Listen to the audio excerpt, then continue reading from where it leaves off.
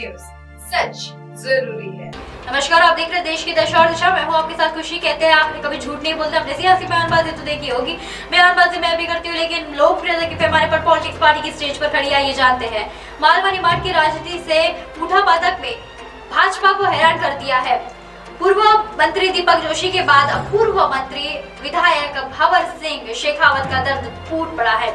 शेखावत की धारा की जिले में बदनवार सीट में से विधायक रहे हैं, लेकिन अब ये सीट कांग्रेस से भाजपा में आ चुकी है। राज्य मंत्री सर्वजनिक सिंह दत्त सिंह गांव के पास है, जो कि शेखावत उनके साथ मिले हुए हैं। ऐसा उनका कहना है कि इस पार्टी में इस बार भी दत्ती गांव को एक उम्मीदवार बनाएगी। इसके चलते उन्होंने कहा है कि मालवा की किसी भी हारी हुई सीट को टिकाया नहीं जा सकता, और इसके पीछे में उनके तर्क भी है जो कि छुपाए हुए हैं और दर्द भी बहुत है। तमाम सवालों को लेकर आज मैं आपको आई हूँ, तो जानते हैं आज सीधी बात। आप हारी हुई सीट से टिकट मांगकर चर्चा में आ गए।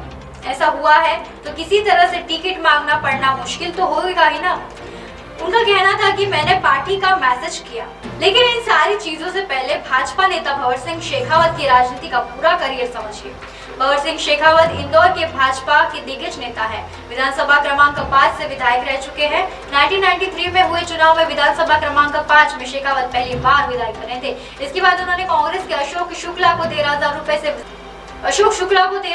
से ज्यादा वोटों से हराया। 1998 में चुनाव से इसी सीट पे कांग्रेस में सत्यनारायण पटेल को 10,000 वोटों से हराया था। इसके बाद में 1998 में हार के बाद शेखावत की इंदौर राजनीति को झटका लगा था। पार्टी में 2003 में उन्होंने महेंद्र हाटिया को उम्मीदवार बनाया था, वो शोभा ओझा के साथ भी जीते थे। लगातार चुनाव जीत रहे थे। कैलाश विजयवर्गीय 2003 में आते आते इंदौर में सबसे प्रभावी नेता बन गए थे। उनके पैरेलल भाजपा विधायकों के साथ ही सिर्फ दिग्गज मंत्री लक्ष्मण सिंह गौड़ में देखा जा रहा था।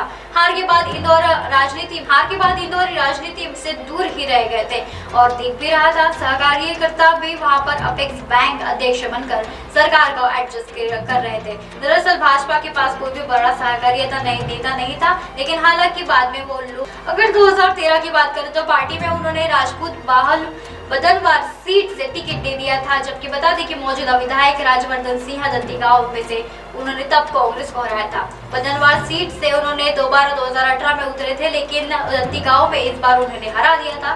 बाद में पार्टी ने अलग अलग रहकर उन्हें हराया था। मध्य प्रदेश में से 2022 में उन्होंने तख्त पलट हुआ था, जब बदनवार को कांग्रेस विधायक रहे दत्ती गांव ज्योतिरादित्य सिंधिया को इशारे पर भाजपा में चले आए थे। अब बदनवार सीट से 2023 के चुनाव में अब भाजपा से दत्ती गांव का उतरना तय माना जा रहा है। यही शेखावत का दर्द है और पिछले इंदौरी छुड़वाया गया था, लेकिन अब नई दिल्ली से यह बदनवार के सीट से हाथ जो जा रही है, उन्हें उन पर दर्द भी है और पछतावा भी है। का सिलसिला कुछ ऐसा चलता रहेगा। कल फिर मिलेंगे इसी समय इसी जगह, तब तक देखते रहिए हमने न्यूज़ नेटवर्क। नमस्कार।